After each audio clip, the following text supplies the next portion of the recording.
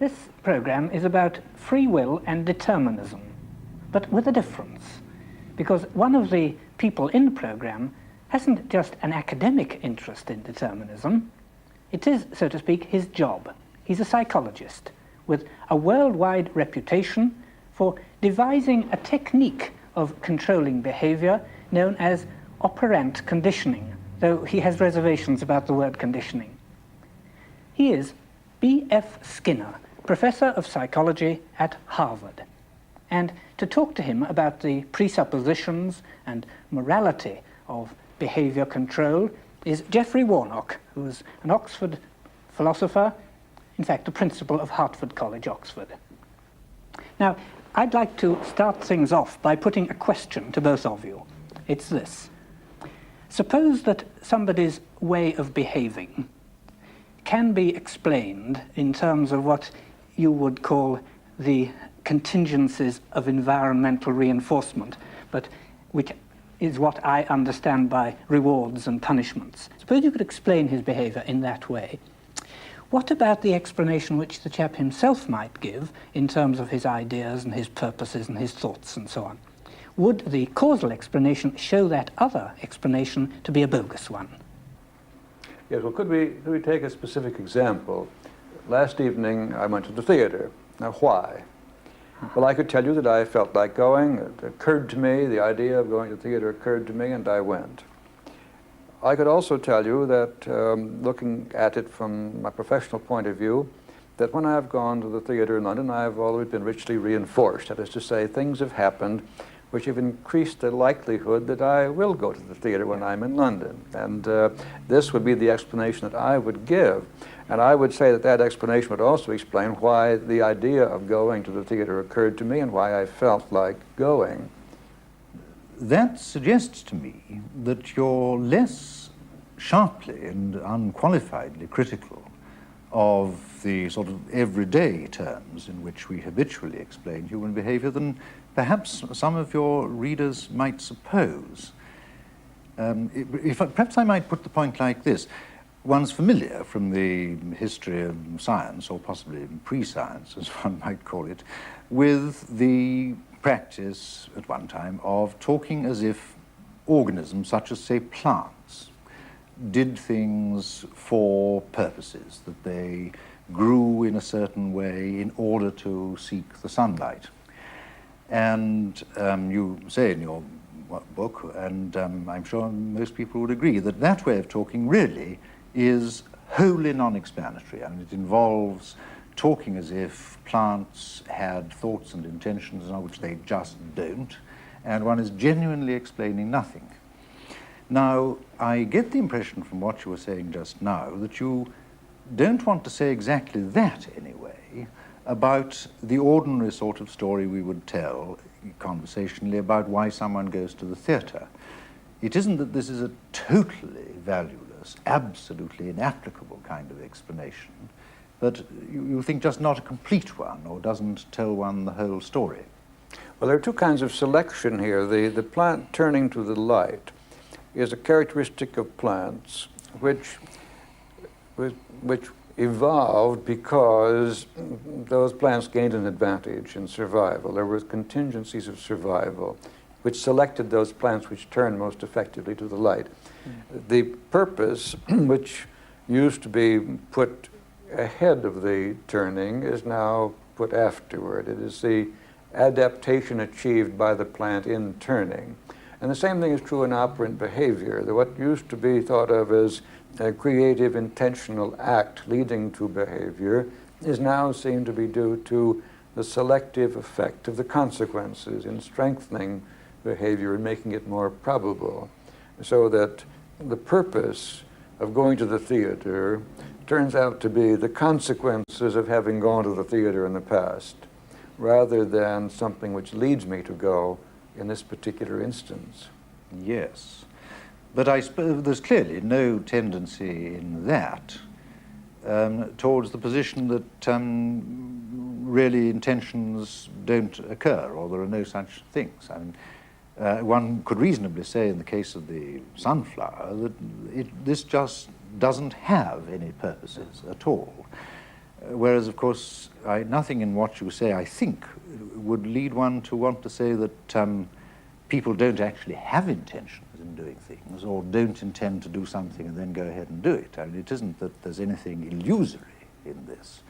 But the difference between the sunflower and the person is that the person has also had a long experience in which he has learned to observe himself, particularly that private world within his skin, to which no one else has access, which we are likely then to think of as being non-physical or something of that kind. But we have all learned from childhood to tell people what we are feeling, and what we are feeling is, I suppose, always a state of our body, or what we intend to do, or what we're going to do. And we have good evidence about this from the actual states of our bodies. And by reporting on our purpose, we seem to indicate a prior purpose, but what we report on is a disposition to act, which again is the product of an earlier set of consequences. So that we do not act because of a felt purpose, we act and beforehand feel a purpose, both for the same reasons, which are to be found in the past history. This is impossible for the sunflower. It has not learned to observe itself or to report on what it is doing. It has no capacity for analyzing its behavior, whereas we have. I think actually, by the experimental analysis of the role of the environment, we are discovering new kinds of self-observation, new kinds of self-knowledge. I think the thing the point where we differ is that you, I believe, want to give some kinds of dimensions to these purposes, intentions, and so on that I want to avoid. When I say the idea of going to the theater occurred to me, what I should say, I believe, is that the behavior of going to the theater occurred to me. And I went. Well, that occurred, yes. But why do you want to get away from saying the thought of going to the theater occurred to you? Because I'm worried about the dimensions of the thought. No doubt I could tell you in advance that I was going to go. In fact, I bought tickets and so on, so that I was aware of the probability that I would go, and I was aware of the preparatory behaviors in which I engaged. But I want those to remain behavior, or at least visible states of probabilities of behavior, which I can, being an introspective person, report. But I'm not reporting something in a different world, a mentalistic world. Oh, well, I don't mind that, yes. I mean, I don't want there to be more than one world, any more than you do, I think. No.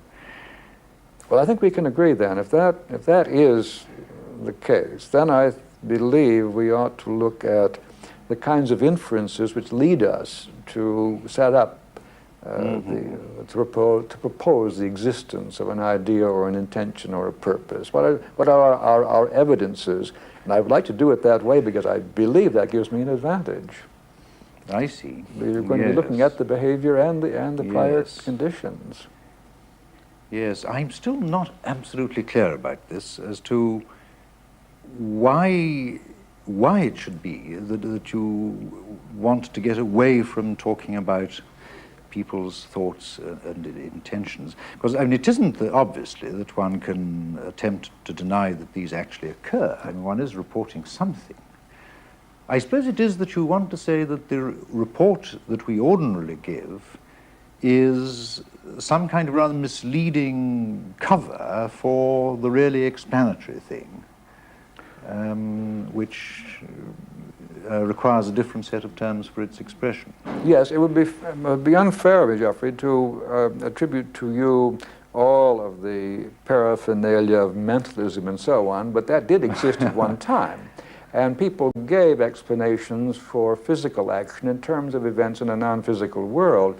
And my feeling is that there is more of that left than we want to admit, and I am perhaps overdoing it by making it very clear that I don't want anything of it left. But when I say that the idea of going to the theater occurred to me, I'm very suspicious of what I have said then, because what has occurred has simply been behavior, the probability of behavior, the strength of which I was aware of before I acted, because I am in touch with my own body. But it's my own body, and I'm very happy to hear you say that you don't want to put any other kind of stuff in the body. That's fine. This looks as if we were very, very much closer than I had supposed. Could I now turn over to the other side of this? Let's say the morality of controlling behavior by conditioning. Now, you are in the business of controlling people's behavior, well, people as well as animals. To what ends? Yes, but that involves a third example of selection. As far as I can see, the human species has evolved various cultures, that is to say, social environments in which the individual has an extraordinary advantage as against life entirely in solitude. Solitude produces the feral child, the wild boy, and that's all. But with a culture, human behavior can do fantastic things because the culture stores the past experience and makes for a much more favorable environment. Now, I believe that cultures evolve. The direction is not necessarily predictable in advance, but to some extent, we can distinguish between cultures which make people effective and those which destroy. And I believe that it is always the strength of the culture and its ultimate survival which is the value, which answers the question of the morals lying behind the control of behavior. I want to build better contingencies of reinforcement in the classroom so that students learn more rapidly and effectively. And the reasons I would give have to do with the chances that this culture can solve its problems effectively. But yes, what I think myself would feel here is that this is going to lead into enormously more controversial territory, perhaps than you have recognized. You see, I'm reminded here of a former distinguished thinker, namely the philosopher Hobbes, who, like you, I suppose, could be described as a materialist. You wouldn't mind that? No. Certainly a determinist.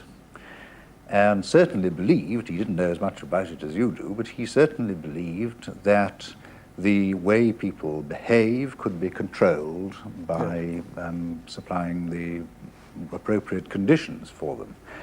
But now, Hobbes, in that enormous work of his called Leviathan, of course, was very conscious that this led him directly into fundamental political problems.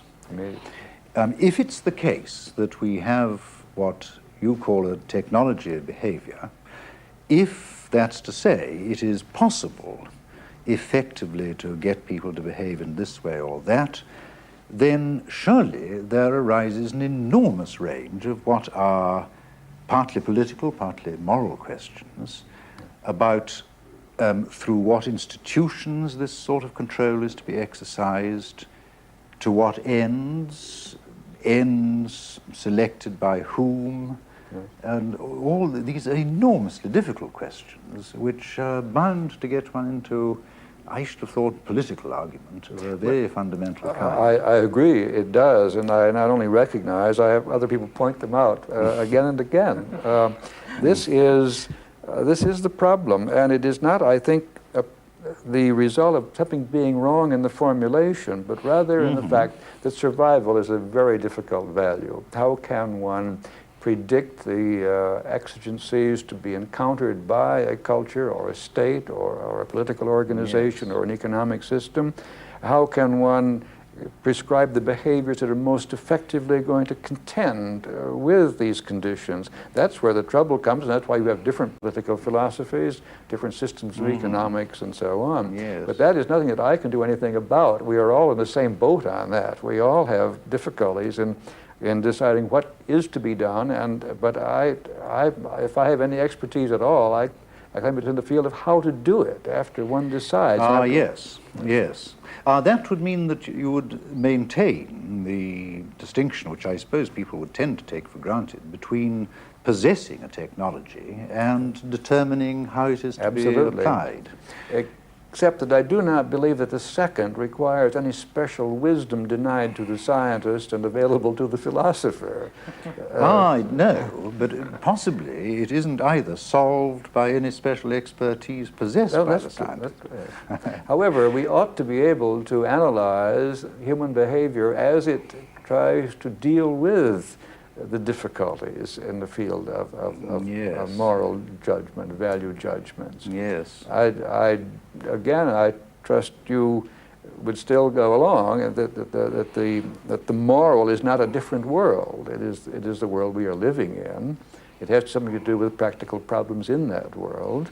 We're not moving into another kind of atmosphere or another spiritual condition or anything of that kind. We're solving practical problems somehow or other with whatever is available. Yes.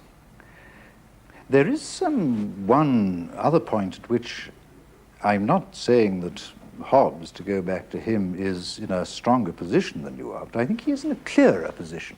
And he was clear that the overriding value which we ought to try and secure was personal survival of the individual, that this was the thing that really should be aimed at above all things. Well, at least I understand quite clearly what Hobbes means when he says that. Whereas I'm bound to say this may simply be that it needs further explanation, but the notion of the survival of a culture I find very much more difficult to understand. I mean, how one is to identify a culture, what would count as its surviving or not surviving, because presumably cultures are always undergoing processes of change. Well, when does change amount to not surviving? Changes in culture, yes. Now I think that raises the question as to what changes in a culture are desirable, and how is that question to be settled? Because you can't answer it in terms of the survival of that culture. You can only answer it to the extent that you can predict some of the contingencies of survival which are to be met by the culture, and that's a very difficult thing. Survival is a very weak sort of value for predictive purposes, but we can still make some decisions. There are some kinds of things which simply must be changed now if we are to prevent disaster with overpopulation, using up of resources, pollution of the environment, and so on. We're not precisely sure how the culture would perish if we did nothing about this. We have a pretty good idea of the kinds of changes we need to make. We need to change practices which are continuing trends in certain directions. But I don't think, does it, that fully answers the question that Godfrey was raising. You see, he raised the question, what changes in a culture are desirable? And if I understood what you said, you were saying that, well, changes in a culture are pretty unpredictable or difficult to predict. But even if we could predict them, we would still have to decide which of them we wanted to try and bring about, would we not? Well, this is a matter of priority. You mean which one we should tackle first, or something of that kind with available facilities? Well, not just priority, I think. I mean, supposing we all would agree that we want to avoid some sort of major collapse and cataclysm. Yes. I mean, everybody would agree about that. But given that we're all agreed in avoiding that, there are surely a large number of options and different kinds of culture, all of which would count as survivals in one way or another of our culture. But I think it's a mistake to get tangled up in the question of values. I don't know. I seem to be able to set up values which seem to me perfectly reasonable, and I really don't see any debate. For example, I think we could say that a culture will be stronger if every person in it capable of working has a job, that he likes what he does, and he works well and carefully. I think that seems to me so obvious that a culture is better off if that is the case. I think it's terribly important that educational systems be available so that young people acquire what they need to learn as quickly and efficiently as possible. Now, I think there are questions as to what they ought to learn, but even that, I think, is not the kind of thing that one can't say something about. I think we're much better if we get along with each other without war, and I should put that first, perhaps, as a value. And I really don't want to quibble about whether it might not, in some sense, be better if the world were continuously at war. Ah, nobody's going to disagree with you about that, certainly. And I go further than that. I mean, I would entirely agree with you that there is an enormous range of extremely important agreement as to what states of affairs are desirable and, if possible, to be brought about and not.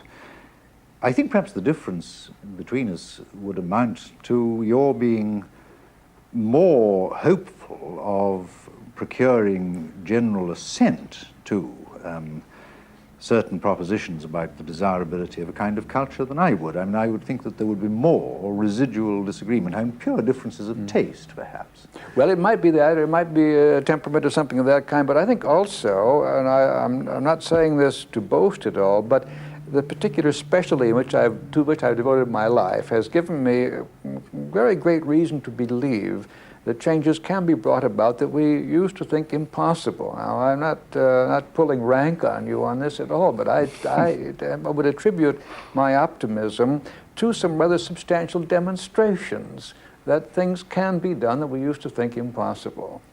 Yes. Still going to leave us with the question whether we should do them or not.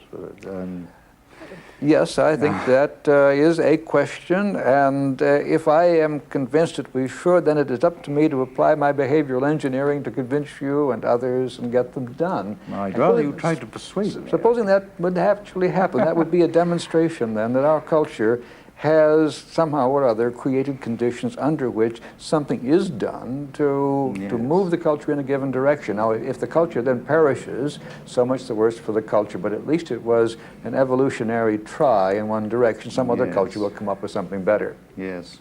Could I bring up a related, a slightly different point? You talked just now about moving the culture in a given direction, and of course, in your statement of your position, you very often use the word control, the notion of controlling the environment and thereby controlling the behavior of people. Now, I'm sure that a great many of the readers of your books would get the impression from this that what you envisaged was a kind of mastermind, a master manipulator,